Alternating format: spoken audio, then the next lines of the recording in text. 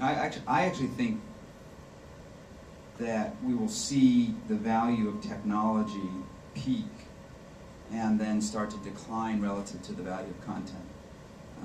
As the market matures, I think content will become, again, the scarce resource. Quality content will become the scarce resource, and that the creators of quality content will extract most of the value out of the digital media business, and that the technology platforms will become hyper-competitive and become less and less differentiated from each other, and will be able to extract less of the value.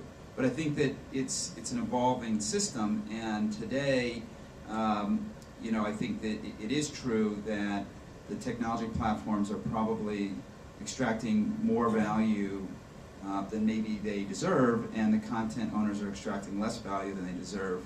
But I don't think that that's the long-term sustainable model.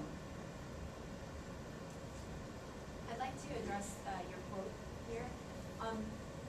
It makes me wonder what you mean really by engaging, because although I can see the value in sharing and discussion, is reading something not engaging with it? Is receiving something not engaging?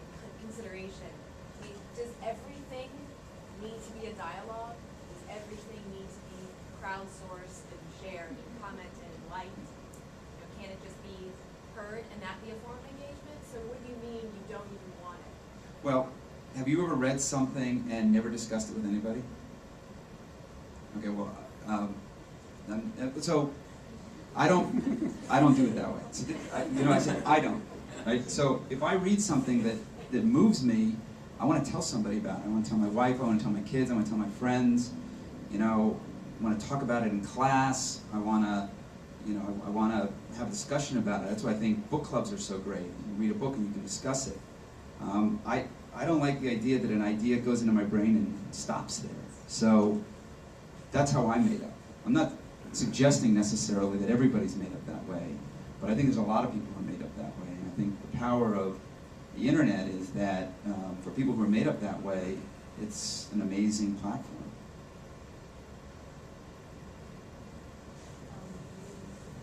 You mentioned looking to the music business for direction and content might go in, and I've been interested in Topspin and what a lot of musicians can do and sell direct, and I was wondering about authors selling direct.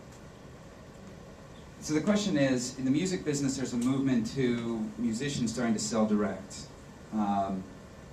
And there's a company called Topspin that's a platform for doing that, that's doing pretty well.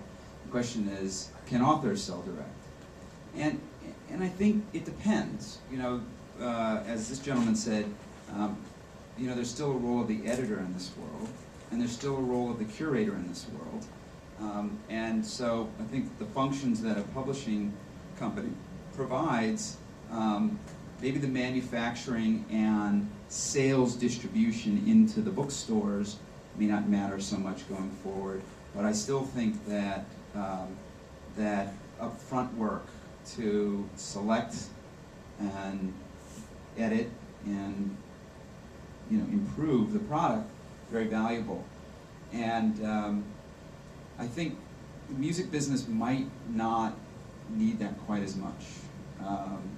I do think that there probably are some authors who can self-publish and don't need that, either because their stature or they don't really need editing. I mean, I don't really know. I mean, I imagine every author can use editing, so I don't really know that there are any authors who literally hand you a manuscript and there's not one thing you want to change. But I don't think that that front end piece is so easily disintermediated. Go in the back.